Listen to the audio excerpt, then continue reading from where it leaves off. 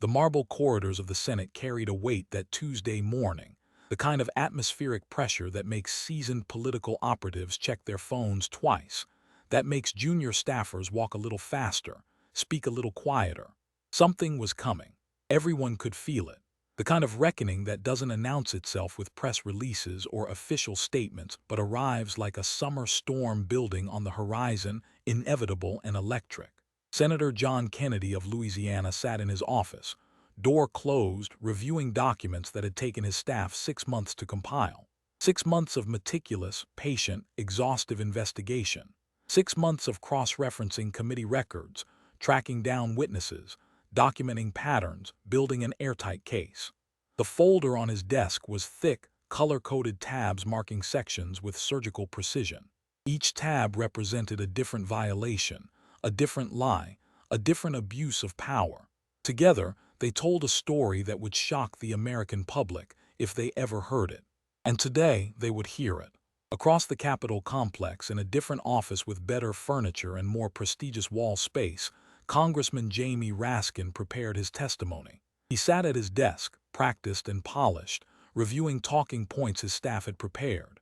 Today would be routine, he believed. A hearing on congressional oversight procedures. Dry stuff. Academic territory where his expertise would shine. Where his credentials from Harvard Law School, his decades teaching constitutional law, his experience leading major investigations would command respect and deference from these senators, particularly the Republican ones who seemed perpetually confused about proper investigative methodology. Raskin adjusted his wire-rimmed glasses, reviewed his opening statement one more time. It was good, authoritative without being condescending, though it did make clear distinctions between those who understood constitutional law at the highest levels and those whose legal education had been, shall we say, more regional in nature. More practical perhaps, but lacking the theoretical rigor that institutions like Harvard provided. He'd worked in a few subtle references to proper legal scholarship, to the importance of credentials, to the difference between serious constitutional study and whatever passed for legal education at state schools in places like, well, Louisiana, for instance. He had no idea what was about to happen to him. No conception that the country lawyer he was preparing to educate had credentials that would make Raskin's Harvard degree look like a participation trophy. No awareness that every condescending reference to regional education, every subtle dig at Southern senators, every implication of intellectual superiority would be used against him with devastating precision. The hearing room filled early. Much earlier than normal for what the official agenda promised would be a discussion of oversight procedures and investigative best practices. The kind of hearing that typically drew minimal attendance, generated zero news coverage, ended with everyone politely agreeing that proper procedures were important and should be followed by all parties in good faith. But today was different. Media filled the press section beyond capacity, standing room only, cameras positioned for optimal angles. The gallery packed with observers who'd specifically requested seats weeks in advance. January 6th defendant families, constitutional scholars, legal analysts, political operatives from both parties, all sensing that something significant was about to unfold in this chamber. Senator Lindsey Graham arrived early, took his seat next to where Kennedy would sit, couldn't suppress a knowing grin. He'd seen Kennedy work this particular magic before, had watched him dismantle pompous witnesses who'd made the fatal mistake of underestimating the country lawyer with the thick Louisiana drawl. Graham had tried, really tried, to warn Democrats about inviting Kennedy's questions today. Tried to suggest gently that perhaps this particular tactical decision wasn't their wisest, that perhaps they were walking into something they didn't fully understand. They'd ignored him. They always ignored warnings about Kennedy. They heard the Southern accent, saw the rumpled suits, watched him doodle during testimony, and assumed he was exactly what he appeared to be. A simple country lawyer who'd somehow stumbled into the Senate, probably confused by the big words and complex constitutional concepts that serious legislators discussed. That assumption, that profound misjudgment, was about to cost Jamie Raskin everything. Chairman Chuck Grassley called the hearing to order with his gavel, the sharp crack echoing through the packed chamber. The 90-year-old Iowa Republican had witnessed more congressional theater than anyone alive, had seen every variety of political combat, every species of rhetorical warfare. But even Grassley, who maintained careful neutrality as chairman, seemed particularly alert today. His eyes carried that subtle gleam suggesting he knew something entertaining was imminent. "This hearing of the Senate Judiciary Committee will come to order," Grassley announced, his voice carrying the authority of 50 years in this institution. "We're here to examine congressional oversight procedures, with particular focus on investigative methodology and due process protections." He paused deliberately on those last three words, due process protections. The emphasis was pointed, suggesting Grassley harbored significant doubts about whether recent high-profile investigations had provided adequate protections to anyone. "We've invited Congressman Jamie Raskin, who led the House Select Committee's January 6th investigation and served as lead impeachment manager for both Trump impeachments, to share his expertise on proper congressional investigations." The way Grassley emphasized proper made his skepticism clear to everyone paying attention. Raskin sat at the witness table with careful precision, the bearing of someone accustomed to being taken seriously. 61 years old, thin frame giving him an almost scholarly appearance, which was entirely appropriate since he'd spent much of his career as exactly that. Wire-rimmed glasses, thinning gray hair combed carefully, dark blue suit with American flag pin positioned exactly where it should be. The uniform of serious legislators who take constitutional duties with appropriate gravity. His expression carried that particular combination of solemnity and self-satisfaction common among those who have convinced themselves they occupy the moral high ground, that their causes are just, their methods proper, their critics either misinformed or acting in bad faith. The face of someone preparing to educate rather than defend, to lecture rather than answer questions. 3 seats down from Grassley, Senator Kennedy slouched in his chair with the relaxed posture of someone either profoundly bored or profoundly indifferent. He doodled on a legal pad with focused attention that suggested he was paying absolutely no attention whatsoever to the important proceedings. His suit was rumpled in that way, suggesting either he'd slept in it or simply didn't care about appearances. His tie sat slightly askew. His glasses were the cheap drugstore kind you buy in multi-packs. He looked like Central Casting's stereotypical version of a country lawyer who'd gotten lost on his way to the courthouse and accidentally wandered into the Senate. On the table before him sat that thick folder, bursting with documents, organized with colored tabs that suggested someone had spent considerable time and effort compiling its contents.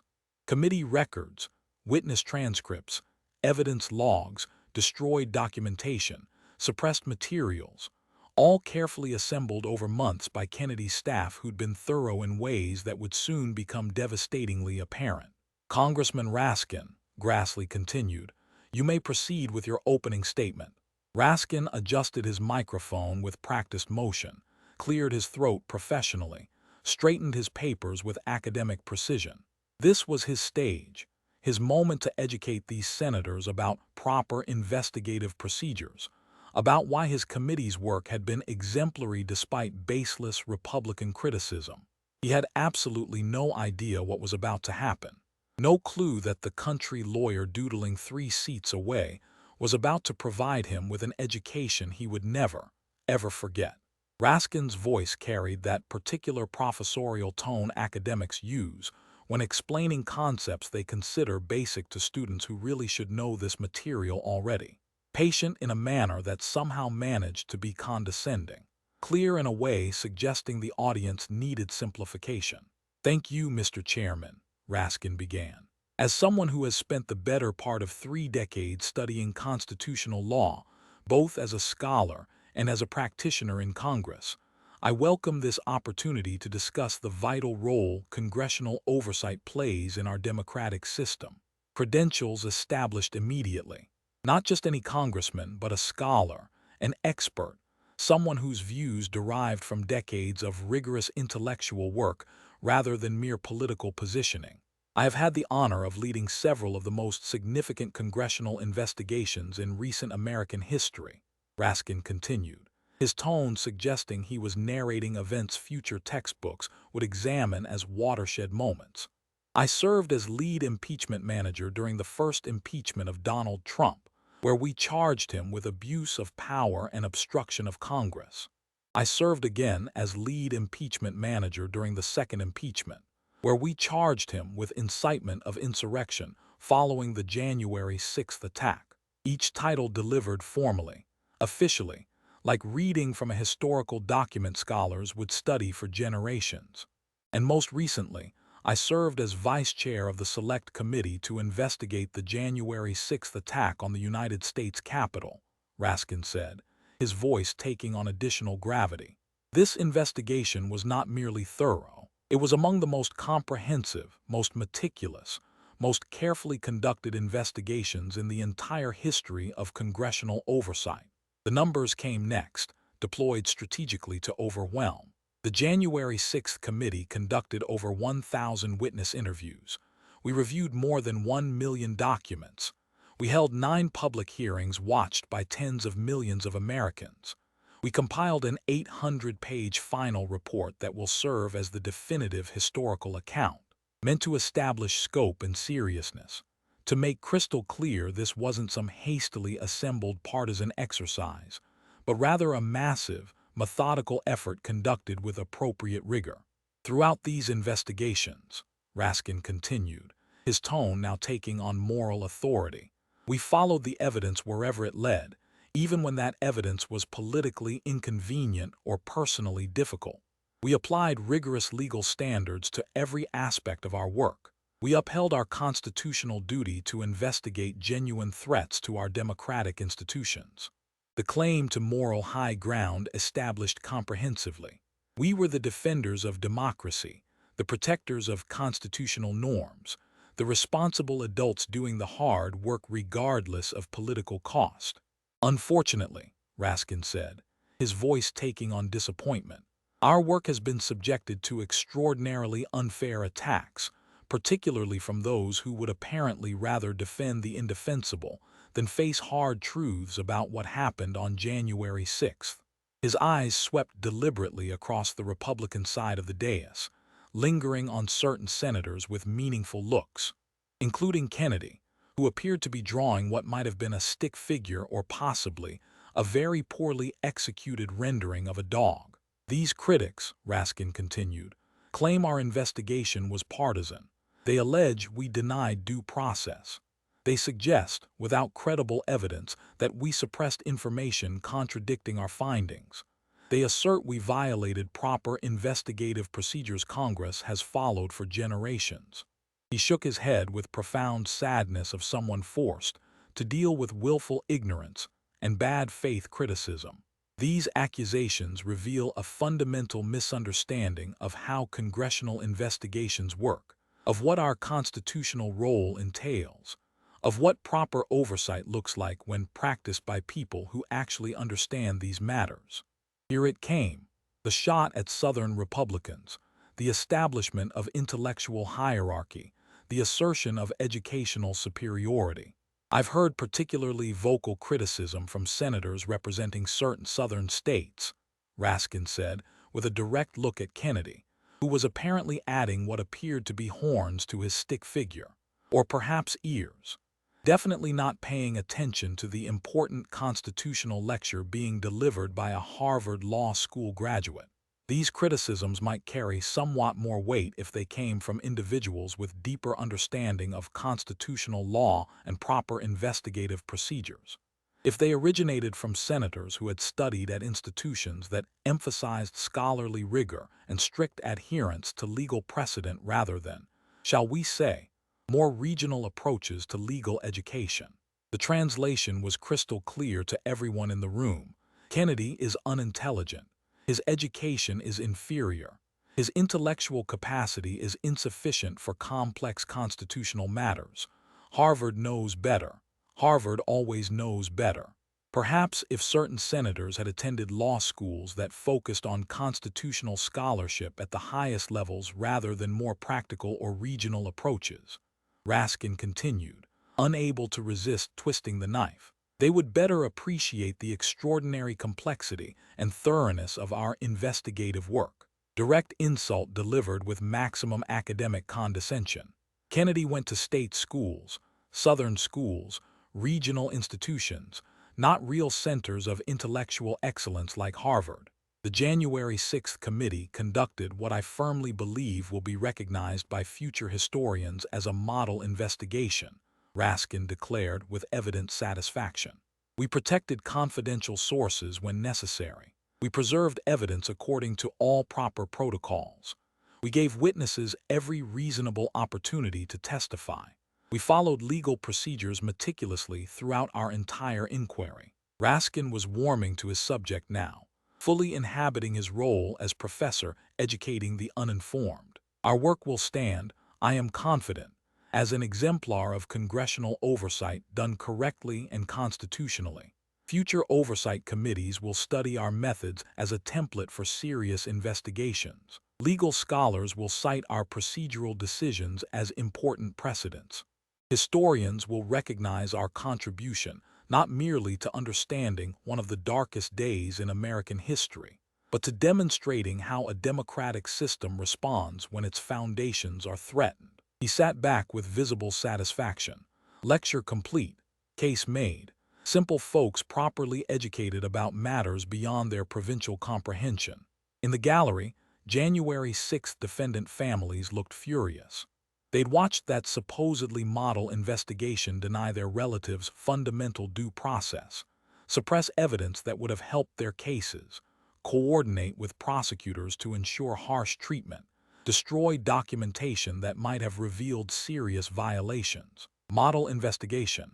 The phrase was an obscene joke. Constitutional scholars present looked deeply skeptical as well, already taking detailed notes for law review articles about everything profoundly wrong with Raskin's characterization. And Kennedy, Senator Kennedy, was still doodling with apparent complete absorption. He'd moved on from his stick figure to what appeared to be a crude drawing of a building, or possibly a barn, or perhaps just a rectangle with some lines. Chairman Grassley looked at his watch deliberately, looked at Kennedy with that slight smile, looked back at the room. The old man knew exactly what was coming. Senator Kennedy, Grassley announced, you're recognized for questions. Kennedy looked up from his drawing with the slightly startled expression of someone thoroughly absorbed in something important, who needed a moment to remember where he was. He blinked a few times behind his cheap glasses, set down his pen with deliberate slowness suggesting he was in no particular hurry whatsoever. Then he spoke, and that Louisiana drawl was thick as molasses poured over grits at a truck-stop diner on a Sunday morning, slow and sweet and southern as magnolia blossoms. Well now, Congressman Raskin, Kennedy began, with a pause long enough you could practically hear it echoing through the marble chamber. That was quite a speech you just gave there, quite impressive. Lots of big words and constitutional concepts. He pulled his thick folder toward him with casual deliberation. No hurry at all, acting like he had all day and nothing more important to do. I got to be honest with you, Congressman, Kennedy continued, his drawl getting even thicker. I'm just a simple country lawyer from Louisiana. Went to public schools, state universities, nothing fancy like Harvard or any of them elite institutions you attended. Self-deprecation delivered in that particular Southern way that simultaneously mocks itself and the person listening. Aw shucks, just a regular fellow, don't mind me, probably too dumb to understand your sophisticated arguments. So maybe I'm just too simple, too backwards, too uneducated to understand some of this sophisticated constitutional law stuff you were talking about, Kennedy said, scratching his head like a man genuinely puzzled by concepts beyond his limited intellectual capacity. My education wasn't nearly as refined as yours appears to have been. I'm just a poor country boy who barely made it through law school. Raskin smiled, a genuine smile of satisfaction. Finally, acknowledgement of the natural hierarchy that should exist. The Harvard man and the country bumpkin, the constitutional scholar and the simple folk, the intellectual and the provincial. As it should be. But I got a few questions for you, if you don't mind helping out a poor, ignorant Southerner who doesn't know any better, Kennedy said, opening his folder slowly, casually, like it contained nothing particularly important. See, I've been reading through your committee's work, Kennedy continued, his voice maintaining that slow, friendly cadence. All them hearings you held, all them witness transcripts, all them reports you published. Very impressive stuff, real impressive, thousands of pages, must have taken a lot of work. Another pause, longer than the first, theatrical in its length. But bless your heart, Congressman, he said with that smile Southerners use when they're about to say something cutting while maintaining perfect politeness. Some of it's got me more confused than a fart in a fan factory. The metaphor landed like a physical blow. The gallery erupted in laughter that echoed off the marble walls. Media representatives started typing frantically, knowing that phrase would be the headline, would go viral within minutes. Other senators tried unsuccessfully to hide smiles.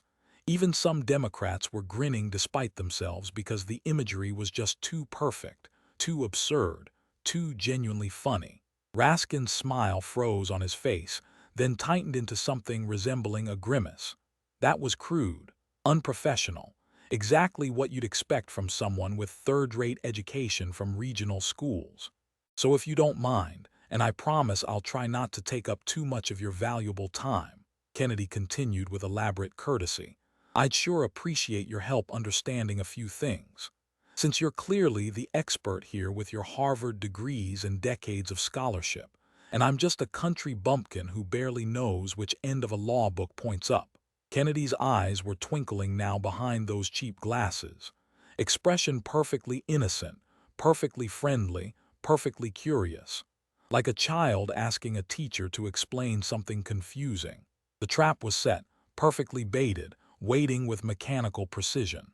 And Raskin, in his immense confidence and profound condescension, in his absolute certainty of intellectual superiority, walked directly toward it without the slightest hesitation or awareness of danger. Lindsey Graham, 3 seats down, was trying desperately not to laugh out loud, biting his lip, looking away, shoulders shaking slightly with suppressed mirth. He'd seen this exact movie before, knew precisely how it ended, had tried repeatedly to warn Democrats. Nobody ever listened. Kennedy pulled out the first section of his folder with unhurried deliberation of someone who had nowhere else to be, nothing more important to do, all the time in the world. Now, Congressman, you just told us your committee preserved evidence real careful like, Kennedy began, his drawl making each word last twice as long as necessary. Followed all them proper protocols you were talking about, did everything by the book and such. Maintained perfect records according to federal archival requirements. He looked up with that expression of genuine confusion small children get when trying to understand why the sky is blue.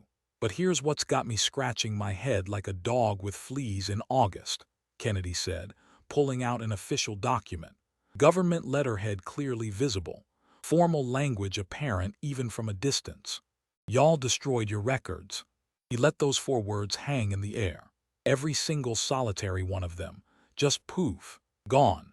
Like yesterday's coffee that nobody remembered to drink. Kennedy held up the notification for the cameras, letting everyone see it clearly. Committee records destroyed after selective transfer to Biden White House, the header read. Now federal law, and I ain't no expert like you with your fancy Harvard education.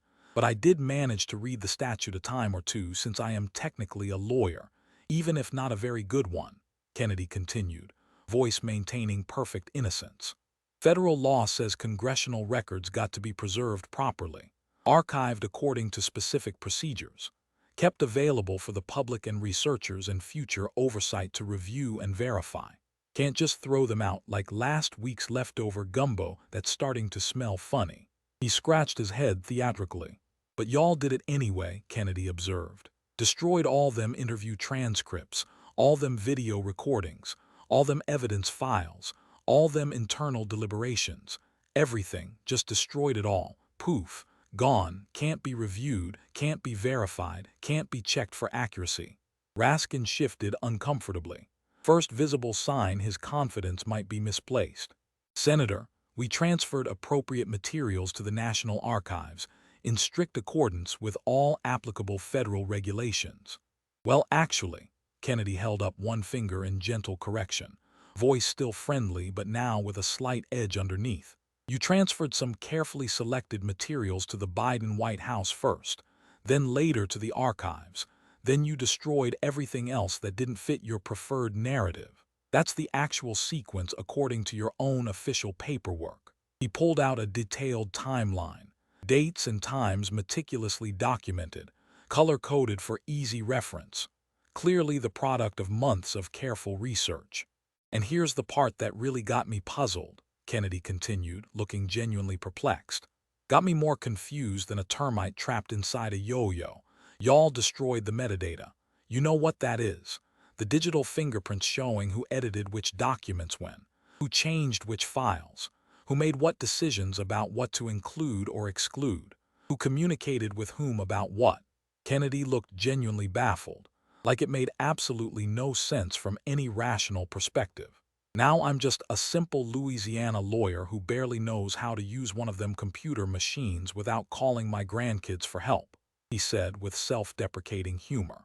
But it seems to me, and please correct me if my backward Southern education is failing me here, which it probably is. It seems to me that if you got nothing to hide, you don't destroy evidence of what you did and how you did it. He paused deliberately. That's what criminals do when they're trying to cover their tracks before the police arrive. He let that comparison just sit there in the air for a long, uncomfortable moment. Criminals destroying evidence.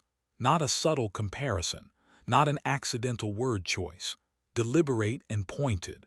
Or am I missing something important here? Kennedy asked with elaborate innocence. Is there some fancy Harvard logic, some sophisticated constitutional principle I'm not aware of, that makes destroying evidence of your investigation the proper procedure? Because I got to tell you, that wasn't in any of the law books I read during my inferior education at those regional state schools. But maybe they use different books at them Ivy League institutions. Raskin's face was reddening now, composure cracking visibly. Senator, the suggestion that we were engaged in some kind of cover-up is not only completely absurd but frankly offensive. Oh, I ain't suggesting nothing at all, Congressman, Kennedy replied with perfect innocence, voice as sweet as honey. I'm just asking questions, trying to learn, trying to understand things that confuse my simple mind. That's what us simple folks do when we don't understand something that seems contradictory. We ask questions, we seek clarification. Kennedy pulled out witness statements, multiple pages of testimony from people whose words had been recorded, then selectively edited, then finally destroyed. But I got more questions because you also destroyed the video outtakes, Kennedy continued. Hours and hours of witness testimony that you recorded but chose not to show to the American public during your prime-time hearings. Just erased it all. Gone forever. Can't be reviewed or verified. He flipped through the statements methodically. And some of these witnesses, according to their own later testimony and sworn affidavits, Kennedy said, they claim you edited their testimony pretty heavily, cut out substantial parts that didn't fit your predetermined narrative, excluded context that would have changed how their words were understood. They wanted full transcripts released so the American people could see what they actually said. You told them no. Then you destroyed the original recording so nobody could ever check. Kennedy looked up over his cheap glasses, expression still friendly and curious but noticeably sharper now, more focused. Help me understand this, Congressman, because I'm genuinely confused, Kennedy said. If your investigation was so thorough and proper, and above board like you just spent 15 minutes telling us, why make absolutely certain that nobody could ever fact-check your work? Why erase the digital trail showing who changed what when? Why destroy all the video evidence of what witnesses actually said versus what you chose to show? Why eliminate any possibility of independent verification? Raskin attempted the professor voice again, explaining patiently to the obviously slow student. Senator, if you understood the extraordinary complexities involved in handling sensitive congressional materials, the security considerations, the privacy concerns. Oh, I understand complexities just fine, Congressman, Kennedy interrupted, and for the first time his voice had real steel underneath the molasses drawl. I may talk slow, but I ain't slow in the head. What I don't understand is deliberate destruction of evidence. That's a fundamentally different thing entirely from complexity or security. Kennedy leaned back in his chair, relaxed and casual again, like they were just two fellows having a friendly chat. Let me tell you a little story from my younger days, he began.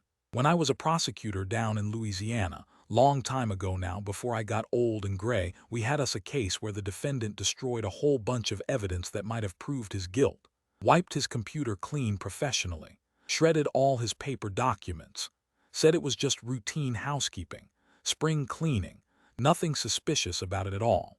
Kennedy paused, letting everyone lean in. Well, the judge didn't buy that story for about 2 seconds, he continued. Called it consciousness of guilt, legal term meaning that when someone destroys evidence, it's usually because that evidence would have shown something they desperately didn't want shown. Made perfect sense to me then. Makes perfect sense to me now, decades later. He looked directly at Raskin now, still friendly in manner but pointed in substance. So when you sit there and tell me your committee destroyed all its records, all its digital files, all its video outtakes, all its internal communications, eliminated all possibility of independent verification, and then you simultaneously tell us with a straight face that you got nothing to hide. Kennedy shook his head slowly, like a man confronted with a profound mystery beyond rational comprehension. Well, sir, that just don't add up in my simple country math. Don't add up in Harvard math neither, I'd reckon. Don't add up in any kind of math that makes sense to folks who ain't trying desperately to hide something important. Raskin was fully defensive now. Earlier confidence completely evaporated. We followed every single applicable archival procedure specified in federal regulations. You destroyed evidence, Congressman, Kennedy said flatly, cutting through the academic language. First time his voice showed real edge, real anger underneath the folksy exterior. Let's call it exactly what it is, instead of hiding behind fancy bureaucratic words. You destroyed evidence of your investigation, material evidence. Then you come here today lecturing us, lecturing me specifically it seemed like, about proper investigations and transparency and accountability and constitutional principles. He smiled, but it wasn't a particularly warm smile anymore. That takes a special kind of confidence, Congressman, Kennedy observed. The kind of confidence that comes from genuinely thinking you're so much smarter than everyone else that they won't notice the obvious contradictions. The kind of arrogance that makes you believe you can destroy evidence and then lecture others about transparency without anyone calling you on it. The gallery was absolutely loving this now. People leaning forward in their seats, reporters typing frantically, the families of January 6th defendants nodding vigorously because someone was finally saying what they'd been screaming about for 2 years. Raskin was no longer lecturing anyone. He was being systematically dismantled by a country lawyer who talked slow and drew stick figures during testimony. But Senator Kennedy was nowhere close to being done. The thick folder still had many sections remaining, each one color-coded, each one containing evidence of additional problems with Raskin's supposedly model investigation.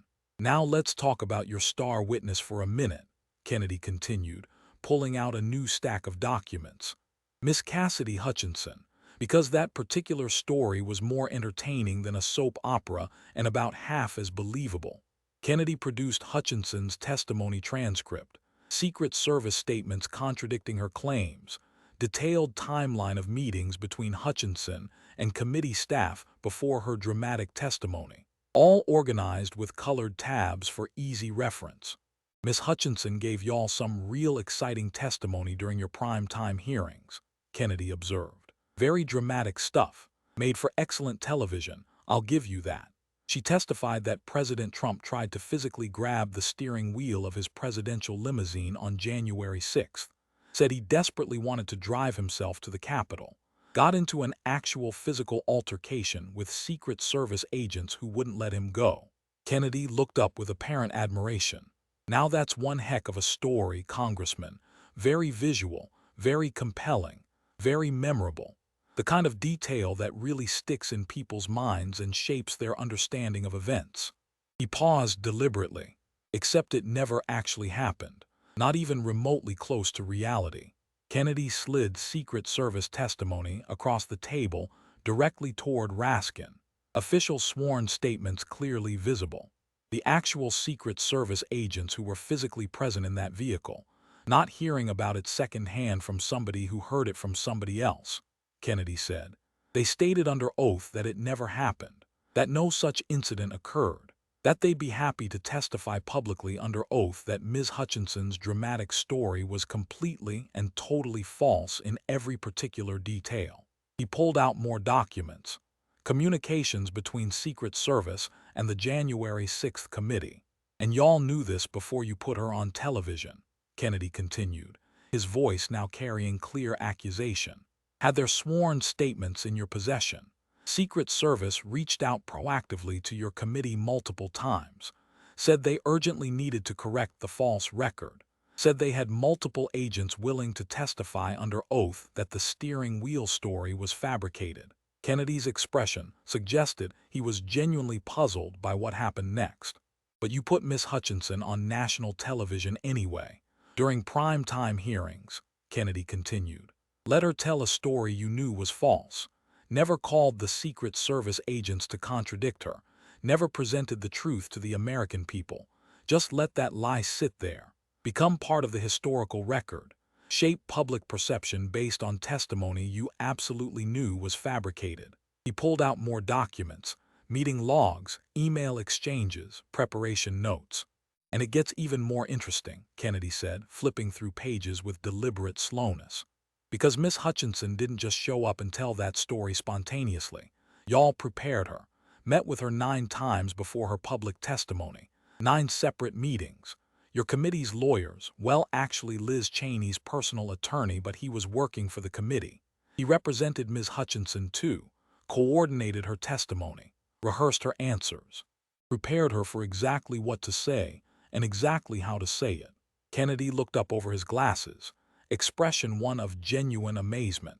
Now when I was practicing law, and I did practice for a good long while before I stumbled into politics, we had a name for telling a witness exactly what to say, especially when what you're telling them to say ain't true.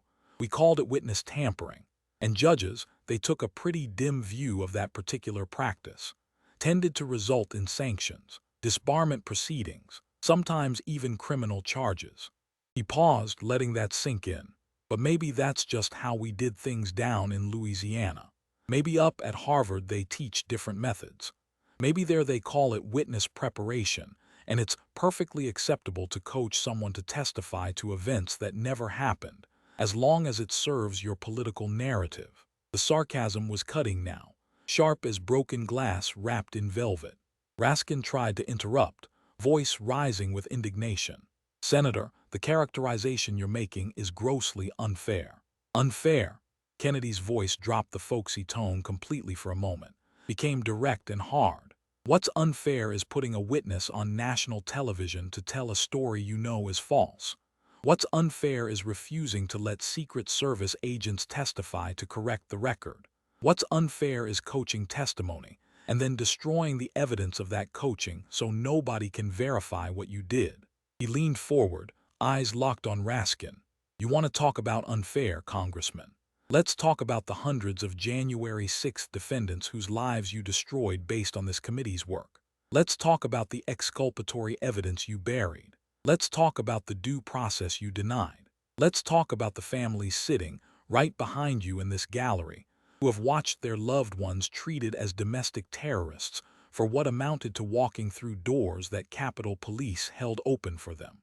Kennedy pulled out video stills, clear images of police officers waving people into the Capitol, holding doors, standing aside as protesters entered. Your committee had this footage, Kennedy said, spreading the images across the table. Video showing Capitol Police actively inviting people inside, opening doors, removing barriers, waving crowds forward.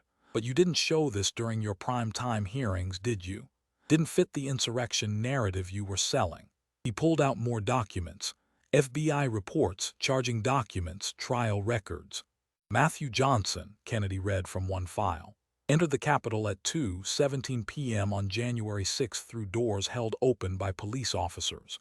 He has video of this, clear video showing officers waving him in. He stayed inside for 18 minutes, took some pictures, left peacefully when asked, never damaged anything, never threatened anyone, never engaged in any violence whatsoever. Kennedy looked up, expression somber now, no humor in it at all. Your committee sent selective clips of Mr. Johnson to the FBI, pressured prosecutors to charge him with obstruction and trespassing, left out the video showing police inviting him inside, left out the context showing he thought he had permission to be there, left out everything that might have helped his defense. He pulled out a sentencing document. Mr. Johnson spent 18 months in pretrial detention, lost his job, lost his house. His family lost everything. His children were bullied at school, called terrorists, attacked for something their father did. And when he finally got to trial, your committee's selectively edited footage was the primary evidence against him. Kennedy's voice was quiet now, but it carried across the silent chamber with devastating clarity. The exculpatory evidence, the video showing police waving him in, the context proving he believed he had permission, your committee had all of that. But you buried it, kept it from his defense attorneys, kept it from the prosecutors who should have had it, kept it from the judge and jury who should have seen it. Then you destroyed it so nobody could ever prove what you did. He looked directly at Raskin, eyes cold. That ain't proper oversight, Congressman. That's prosecutorial misconduct. That's denial of due process. That's destruction of justice. And you did it while lecturing the rest of us about defending democracy and constitutional principles. The gallery was absolutely silent now, the weight of what Kennedy was saying settling over everyone like a heavy blanket. The January 6th defendant families were crying, some openly sobbing, because finally, someone with power was saying what they'd been trying to tell anyone who would listen. But Kennedy wasn't finished, not even close. He opened a new section of his folder, this one marked with red tabs. Now let's talk about Ray Epps, Kennedy continued, pulling out video stills and FBI documents. Because this particular story is fascinating in ways that ought to concern every American who cares about government transparency. He held up video frames, images crystal clear showing a man in a red Trump hat addressing crowds. Mr. Ray Epps appears in multiple videos on January 5th, the day before the Capitol breach, telling crowds, and I'm quoting his exact words here, "Tomorrow we need to go into the Capitol." Into the Capitol. Kennedy emphasized those last three words. Only person on video, the only person, explicitly telling crowds to breach the Capitol building. Not go to the Capitol, not protest at the Capitol, but go into the Capitol. He pulled out more video stills. And the crowd's reaction is interesting. They start chanting "Fed, Fed, Fed" at him because they think he's a federal agent, an FBI plant trying to incite them to illegal activity. They reject his suggestion, tell him to go away, suspect he's trying to entrap them. Kennedy looked up, expression puzzled. Now here's what's got me confused. On January 6th itself, every other person who told people to go into the Capitol, who encouraged any kind of breach, who engaged in any similar conduct, they all got arrested. All of them. Some of them said far less than Mr. Epps and still got charged with conspiracy, incitement, obstruction. Hundreds of arrests, thousands of charges, aggressive prosecution across the board.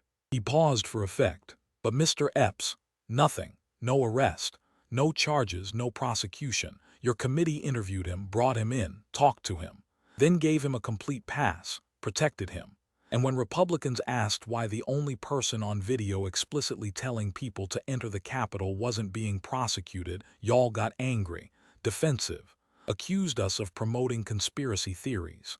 Kennedy pulled out committee transcripts. Your committee's official position was that Mr. Epps did nothing wrong, that he actually tried to calm the situation. That concerns about him were baseless right-wing propaganda. But the videos tell a different story, don't they? Videos that anyone can watch. Videos showing Mr. Epps doing exactly what hundreds of other people got charged for doing, except he did it more explicitly and more clearly than most. He spread the evidence across the table.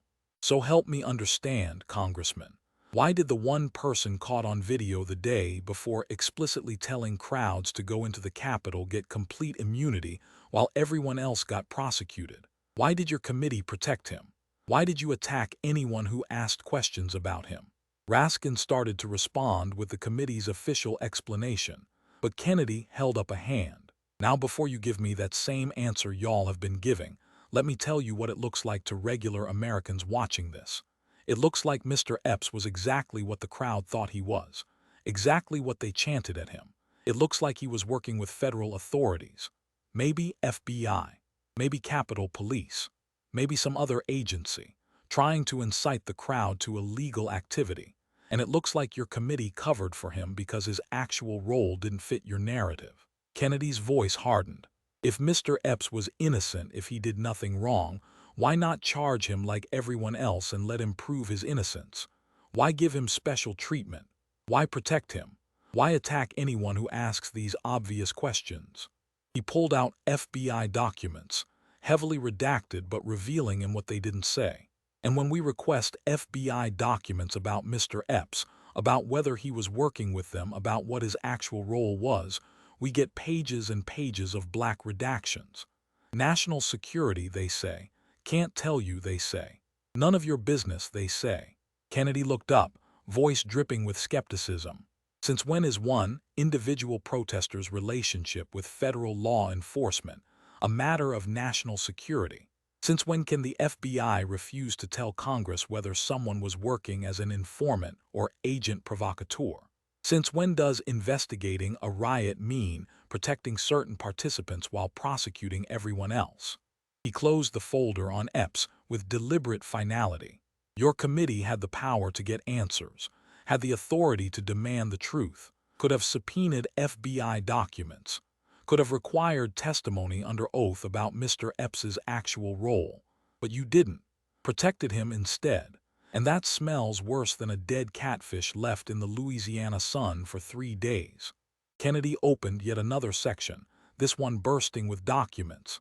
The tabs read Steele dossier and Russia investigation. But before we had this January 6th investigation, before we had these impeachments you're so proud of, we had another story. The Russia story, the collusion story, the story you promoted for years, Congressman. So let's talk about that for a minute. He pulled out a compilation of Raskin's television appearances. Dozens of clips highlighted and dated. March 2017, you went on MSNBC, told America that the Steele dossier raises serious questions about Trump-Russia connections that demand investigation. June 2017, CNN said Christopher Steele was a highly credible intelligence professional whose information should be taken seriously. September 2017 said elements of the Steele dossier were being corroborated by independent sources. Kennedy kept reading. Month after month, appearance after appearance, always the same message. The dossier was credible, the collusion was real, the evidence was mounting. You said things like that for 2 solid years, Congressman, on television, in committee hearings, in press releases, to reporters, to anyone who would listen. You promoted that dossier like a preacher promotes salvation, told Americans it was credible, told them it was being verified, told them to take it seriously. He pulled out FBI documents, primary source interview, Inspector General reports. But here's the thing, and I apologize because I'm about to get confused again. FBI interviewed Christopher Steele's primary source in January 2017. That's the person who provided most of the information that went into the dossier. You know what that source told the FBI? Kennedy read directly from the transcript, voice clear and sharp. Steele misstated or exaggerated what I told him. Most of what I provided was rumor and speculation. Nothing was confirmed. I told him repeatedly it was unverified bar talk and gossip. He took it and presented it as solid intelligence. He looked up, letting that sink in. January 2017. 3 months before you started promoting it. FBI knew the dossier was garbage, knew it was unverified speculation and rumor, knew the source himself said Steele had misrepresented everything. FBI wrote it all down, put it in official reports, briefed congressional intelligence committees. Kennedy pulled out briefing records, Raskin's name on the distribution lists. You were on the House Intelligence Committee. You received these briefings. You absolutely knew that the dossier was false, that the source had disavowed it, that FBI considered it completely unreliable. His voice dropped, became cold and direct. But you went on promoting it anyway, for 2 years, kept telling Americans it was credible, that it was being corroborated, that we should take it seriously. You knew it was false and you promoted it anyway. Kennedy leaned back, the country lawyer facade completely gone now. Now maybe my education is failing me here, but where I learned law, when you know something is false and you tell people it's true anyway, repeatedly, on national television, to shape public opinion and political outcomes, we had a word for that. We called it lying. The word hung in the air like an accusation, simple and devastating. And then you defended the FISA warrants on Carter Page, Kennedy continued, pulling out the Inspector General report. Even after the IG found 17 significant errors and omissions in the applications, 17 separate violations of proper procedure. He started ticking them off, not all 17, but enough to make the point painfully clear. FBI lawyer Kevin Kleinsmith altered an email to hide that Page worked for CIA, changed it from Page is a CIA source to Page is not a CIA source. That's forgery. That's a crime. He pleaded guilty to it. FBI didn't tell the FISA court that Page was actually helping American intelligence. Made him look like a Russian spy when he was actually helping a spy on Russians. FBI included unverified Steele dossier claims. Without telling the court, the source said it was all speculation. Kennedy looked up over his glasses. That's 3 out of 17. You want me to keep going? Because I got 14 more violations right here, all documented, all proven, all admitted by the FBI itself. Raskin tried to interrupt with official talking points about proper predication, but Kennedy cut him off. The Inspector General said the investigation was improperly predicated, said the warrants lacked probable cause, said the surveillance never should have happened. And you, constitutional law professor, supposed defender of civil liberties, you defended it anyway. He pulled out Carter Page's testimony, the man's statement about how his life had been destroyed. Mr. Page's life was ruined, Congressman. Labeled a Russian spy by media outlets citing sources familiar with the matter. Lost his job. Couldn't find work anywhere. Spent every penny he had on lawyers. All based on FISA warrants the FBI obtained through fraud and material omissions. Kennedy's voice carried genuine anger now, righteous fury at injustice. And you who teach constitutional law to students, you who lecture others about civil liberties and due process, you defended the people who did it to him, defended illegal surveillance, defended FBI lawyers forging evidence, defended 17 documented violations of an American citizen's Fourth Amendment rights. He shook his head slowly. You're supposed to care about illegal surveillance, about government abuse of power, about citizens' constitutional rights. You teach this stuff. But when it was politically convenient, when it helped your side go after Trump, you defended every single violation, every single abuse, every single crime. Kennedy gathered the Russia documents, stacked them neatly. And then came the Mueller report. 2 years of investigation, $32 million, 500 witnesses, millions of documents, unlimited budget, unlimited resources, unlimited scope. Robert Mueller, appointed by Rod Rosenstein, no friend of Trump, spending 2 years desperately searching for any connection at all between Trump and Russia. He opened the report to the conclusion, read directly. The investigation did not establish that members of the Trump campaign conspired or coordinated with the Russian government in its election interference activities. Kennedy closed the report with a thump. No collusion, no coordination, no conspiracy. After 2 years of investigating every possible angle with every possible resource. Nothing. And you, Congressman, you went on television and said the Mueller report proved obstruction, showed Trump criminality, justified impeachment. He looked genuinely amazed. You got a law degree from Harvard. You teach constitutional law. Surely you can read plain English. Surely you understand what did not establish means, unless you were deliberately misleading people, which is exactly what you were doing. Kennedy stood up now, first time in the entire hearing, making it more dramatic, more formal, more devastating. Because that Steele dossier you promoted, that Russia collusion you promised, that evidence you claimed to have, it was all a lie, every bit of it. And you knew it. You knew it from the beginning. But you kept lying anyway because it served your political purposes. He looked down at Raskin, the country lawyer looking at the Harvard professor, but the power dynamic completely reversed. Now let's talk about those impeachments you're so proud of, Kennedy continued, opening two thick folders marked Impeachment 1, Ukraine, and Impeachment 2, January 6th. You led both Trump impeachments. Both times you were the lead prosecutor, the head impeachment manager, standing before the Senate making your case for why a sitting president should be removed from office. Very serious business. Constitutional crisis level stuff. He opened the first folder. And both times, you had about as much evidence as a $3 bill has value, which is to say, none whatsoever. He pulled out the Ukraine call transcript. First impeachment. Ukraine. Trump's call with President Zelensky. You said Trump extorted Ukraine. Said he threatened to withhold military aid unless they investigated the Bidens. Said it was corrupt quid pro quo, an impeachable offense worthy of removing a president. Kennedy held up the transcript for everyone to see.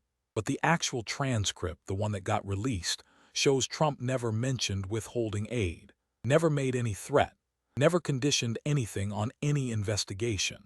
And President Zelensky said multiple times on the record that he felt no pressure, that Trump didn't threaten him, that the aid was delivered on time, that the whole controversy was manufactured by American media and politicians.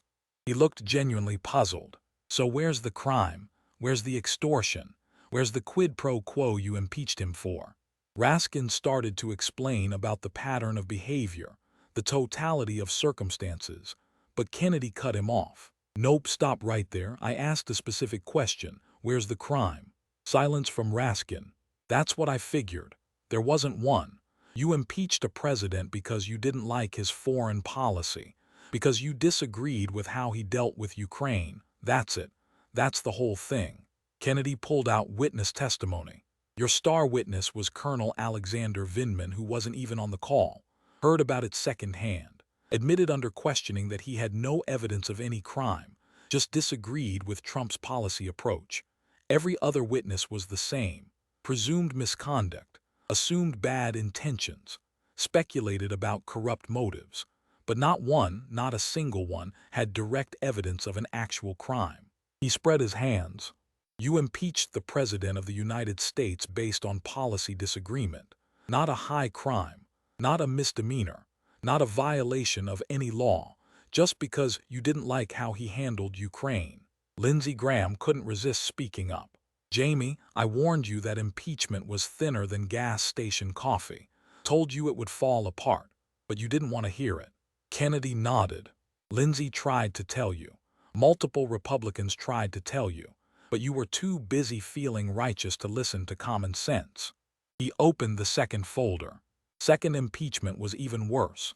You said Trump incited insurrection with his speech on January 6th, impeached him for it literally 1 week later. Fastest impeachment in American history.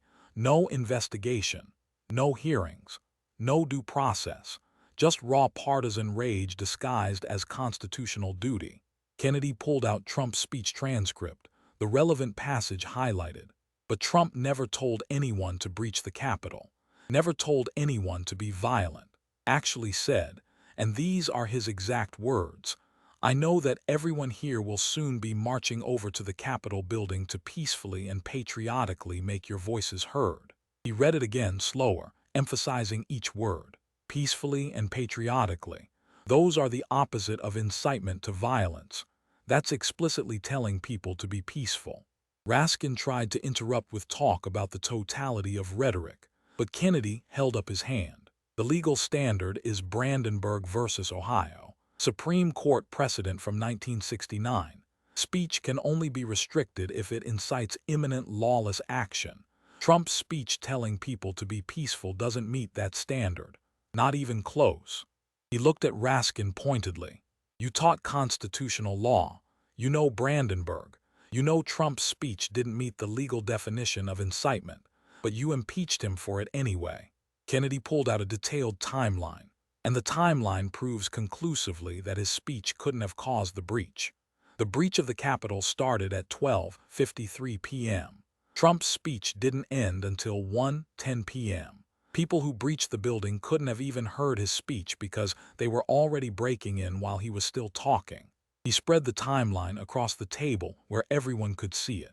FBI documents from the FBI's own investigation, not your committee, show that some participants planned the breach days in advance, brought equipment, coordinated entry points, discussed tactics beforehand. That's not spontaneous incitement.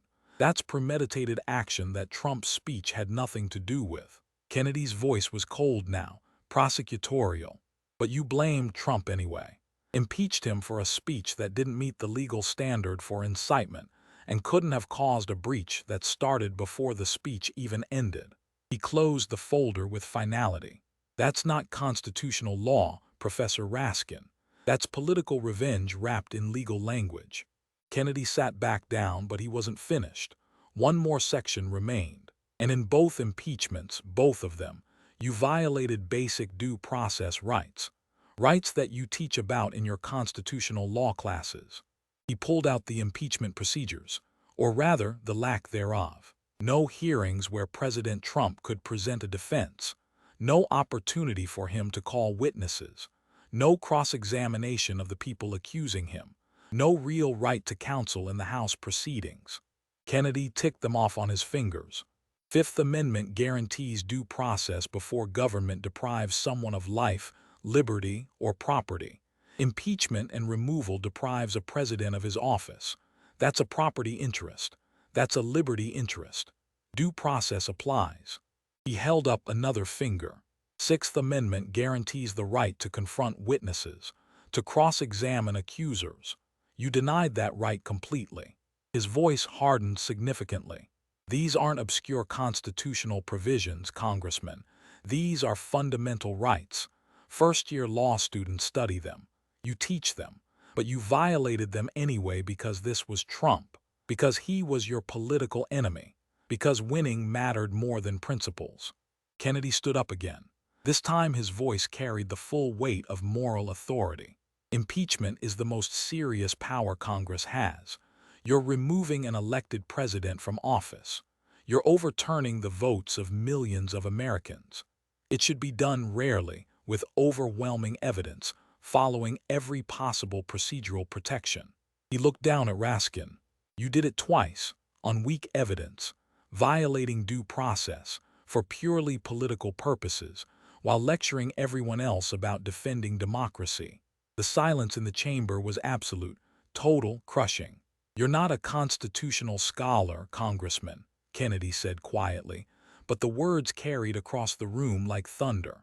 You're a political operative who teaches constitutional law, and there's a mighty big difference between those two things. Raskin was fully on the defensive now, face red, voice rising with genuine anger replacing the earlier condescension. Senator Kennedy, with all due respect, you're oversimplifying extraordinarily complex constitutional issues that, with all due respect, Kennedy's voice changed completely, dropped the drawl entirely, became sharp, clear, precise, educated. The mask came completely off. Let me tell you about respect, Congressman. He pulled out a document, slid it across the table. That's my resume. Take a good hard look at it. Raskin picked it up, started reading. His face went progressively paler with each line, color draining from his cheeks as he processed what he was seeing. Vanderbilt University, Kennedy said, his voice now carrying none of the folksy accent. Pure educated precision. Graduated magna cum laude. That's Latin for with great honor, in case they didn't teach you Latin at Harvard, even though it's supposed to be a classical education. He paused, letting that sink in. Then University of Virginia Law School. Graduated Order of the Coif. That's the top 10% of the class for those unfamiliar with legal honors, which apparently includes you. That's a pretty significant distinction. Another pause, longer this time. And then, this is my personal favorite. I received my Bachelor of Civil Law from Oxford University. The room erupted, gasps, murmurs, media typing frantically, other senators sitting up straight. This was the reveal they'd all been waiting for, the moment that would define this entire hearing. Oxford, Kennedy continued, his voice clear and precise. You know Oxford, in England, one of the two greatest universities in the world. He let that sit for a long moment. I was there on a Rhodes Scholarship. The room absolutely exploded. Rhodes Scholarship, the single most prestigious academic honor in the world, established by Cecil Rhodes, given to only 32 Americans per year, selected for intellect, character, leadership, and commitment to service.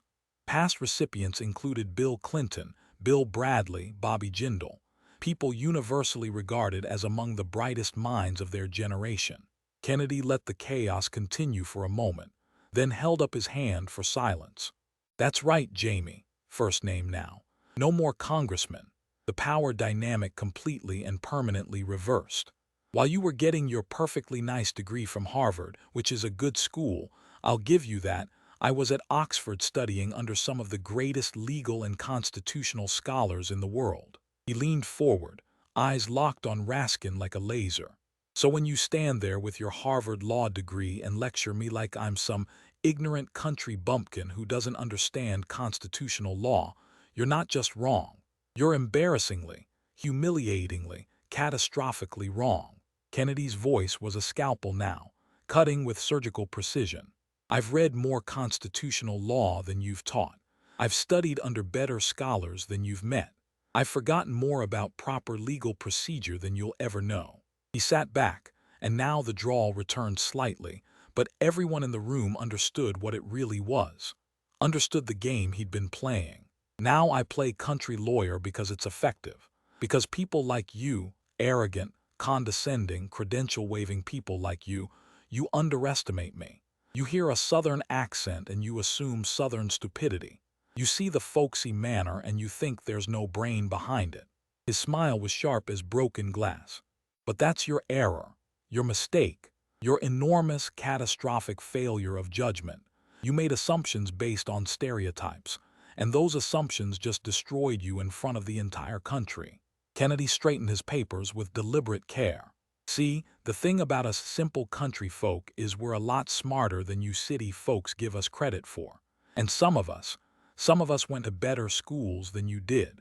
We just don't feel the need to wave our diplomas around like they make us special. He sat back down, relaxed again.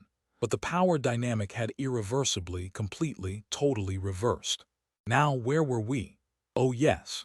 You were about to explain why you destroyed evidence, coached witnesses, suppressed exculpatory information, promoted false intelligence, defended FISA fraud, and led 2 impeachments without proper evidence or due process.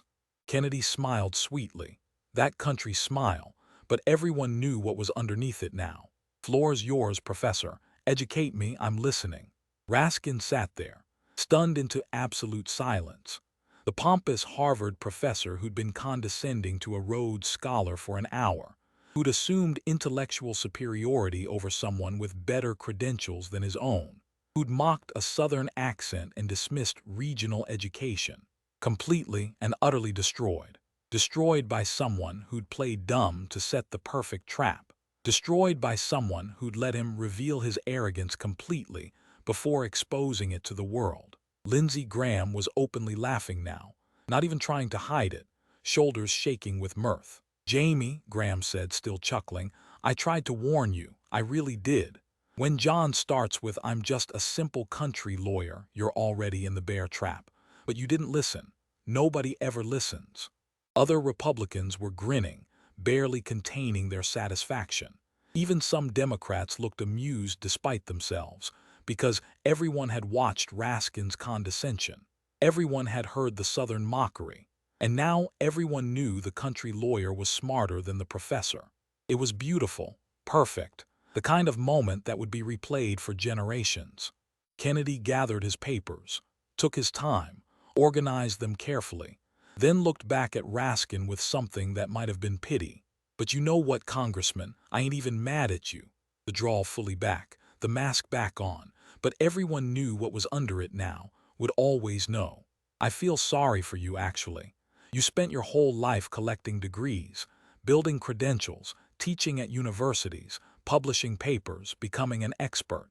And you genuinely believed, truly believed, that those things made you better than other people. Smarter, wiser, more qualified to make decisions." Kennedy's voice was almost gentle now, but the gentleness made it worse somehow. "But you learned something today. Learned it the hard way, in front of cameras and colleagues and the American people. You learned that education doesn't equal wisdom, that credentials don't equal character, that a Harvard degree doesn't make you better than folks who went to state schools." He smiled, that country boy smile but with steel underneath. "You learned that when you underestimate people based on their accent or their background or the way they talk, you might just get your ass handed to you by someone who's smarter than you ever imagined." Final pause, perfect timing. "Class dismissed, Professor." Raskin sat there for a long moment, face completely red, hands shaking slightly. The humiliation was total, complete, undeniable, permanent. Then he started gathering his papers with jerky, angry movements. The movements of someone who needed to escape immediately. "Mr. Chairman," Raskin said, his voice tight with barely controlled rage, "I came here in good faith to discuss congressional oversight procedures. Instead, I've been subjected to personal attacks, mischaracterizations of my committee's work, and—" Kennedy's eyebrows went up with exaggerated surprise. "Congressman, I used your own words, your own committee records, your own actions and statements. If hearing those feels like a personal attack, maybe you should reconsider your actions."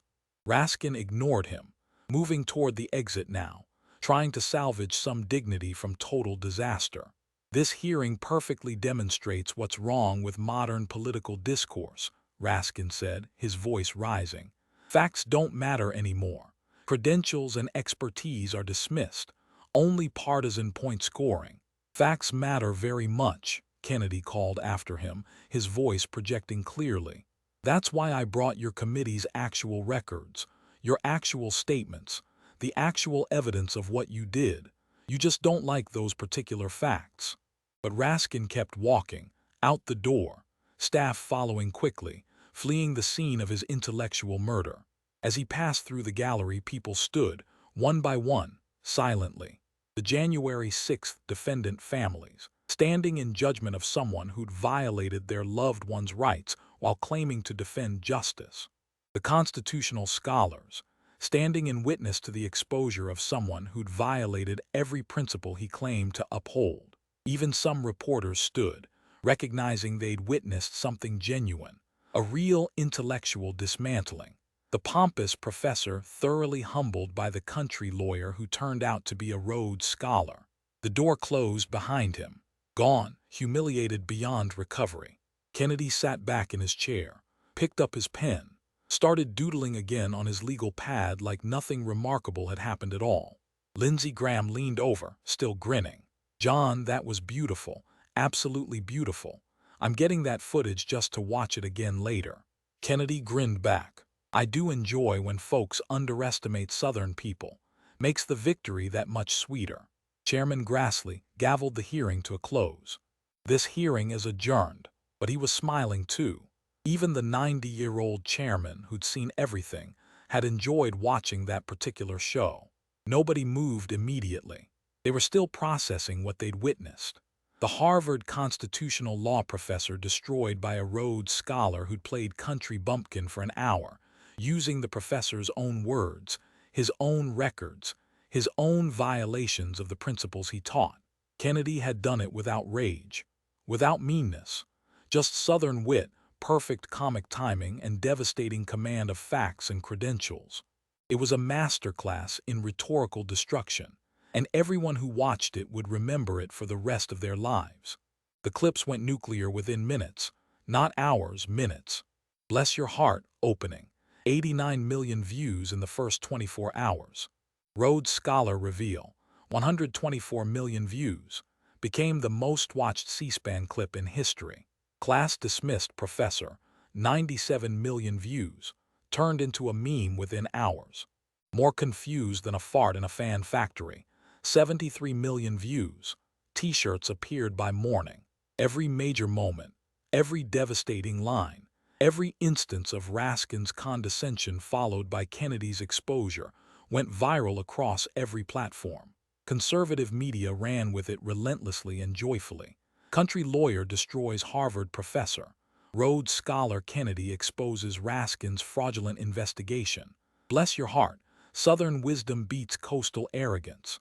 Oxford graduate plays dumb, embarrasses Harvard man. But something more significant happened. Something that surprised even conservative analysts. Mainstream media couldn't ignore it, couldn't dismiss it, couldn't spin it away. Because Kennedy hadn't just attacked, he documented everything, used Raskin's own words, cited actual records, exposed real violations with evidence, with facts, with credentials that couldn't be dismissed. CNN ran segments analyzing whether the January 6th committee had actually violated proper procedures, whether evidence had been inappropriately destroyed, whether witnesses had been coached, whether exculpatory material had been suppressed. MSNBC brought on legal scholars to discuss the FISA warrant abuses Kennedy had detailed, the Inspector General's findings, the 17 violations, the forged evidence. Even the New York Times published an analysis piece questioning whether congressional investigations needed stronger procedural safeguards, whether oversight committees had become too partisan, whether due process had been sacrificed for political objectives. The January 6th defendant families suddenly had a voice, suddenly had media attention, suddenly had people listening to their complaints about procedural violations and suppressed evidence. Constitutional law professors started writing articles about proper investigative methodology, about the dangers of destroying records, about the importance of maintaining evidentiary chains, about protecting due process even for political enemies. And everywhere, absolutely everywhere, people were talking about assumptions, about stereotypes, about underestimating people based on accent or background, about the difference between credentials and wisdom, about the arrogance of the educated elite who assume their degrees make them superior to everyone else. Jamie Raskin became a national punchline overnight. The Harvard professor who got schooled by the Rhodes Scholar playing country lawyer. The constitutional law expert who violated constitutional principles. The defender of democracy who destroyed evidence and denied due process. Late-night comedians ran segments. SNL did a cold open. The Babylon Bee published satirical articles. Even international media picked up the story because the visual was just too perfect. The pompous professor, the country bumpkin, the devastating reveal. Raskin's speaking fees plummeted. Universities that had invited him to give lectures quietly withdrew invitations. Publications that had solicited articles from him suddenly found their editorial calendars full. His book sales tanked. His social media presence became a liability rather than an asset. The Harvard law professor who'd spent decades building credibility, cultivating expertise, establishing authority, saw it all evaporate in a single hearing, destroyed by his own arrogance, by his own condescension, by his own assumption that Southern accent meant Southern stupidity. And Senator John Kennedy, the Rhodes Scholar who played country lawyer, became a folk hero overnight. The man who'd defended due process, who'd exposed government corruption, who'd stood up for the little guy against the arrogant elite, who'd proven that wisdom and intelligence come in many forms, many accents, many backgrounds. Conservative groups started running ads featuring Kennedy's questioning, using it to fundraise, using it to rally their base, using it to make a larger point about coastal elitism and contempt for ordinary Americans. They think you're stupid, the ad said. They think your accent makes you ignorant. They think their credentials make them better than you. Senator Kennedy just showed them they're wrong. The message resonated powerfully because millions of Americans had experienced exactly that condescension, had been dismissed because of their accent, had been mocked for their background, had been told their education wasn't good enough, their credentials weren't impressive enough, their opinions didn't matter because they weren't part of the educated elite. And Kennedy had given them vindication, had proven that the elites weren't always right, that credentials didn't guarantee wisdom, that sometimes the country lawyer with the thick drawl was smarter than the Harvard professor with the fancy degree.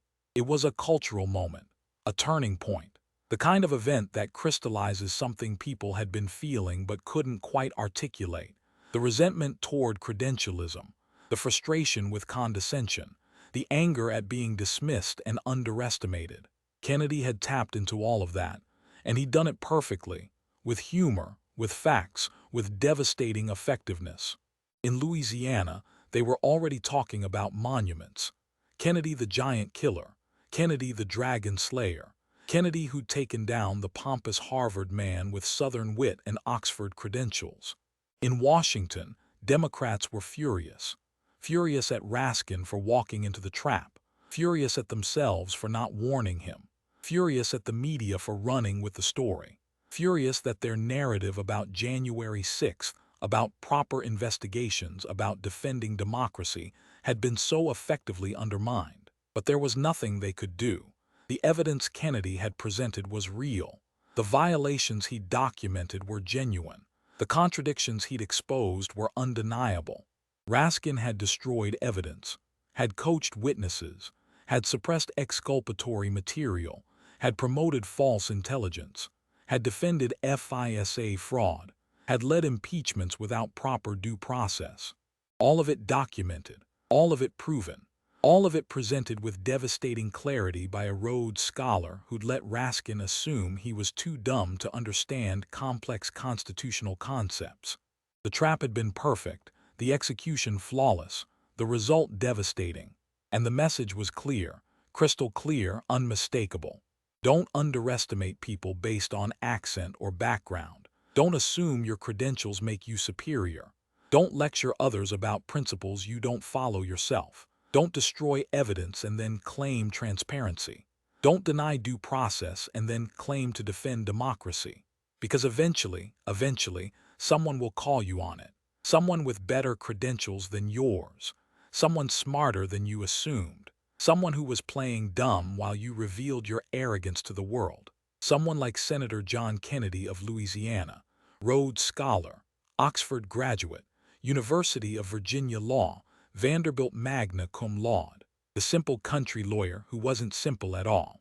The man who just taught Jamie Raskin the most expensive lesson of his life. Class dismissed, professor.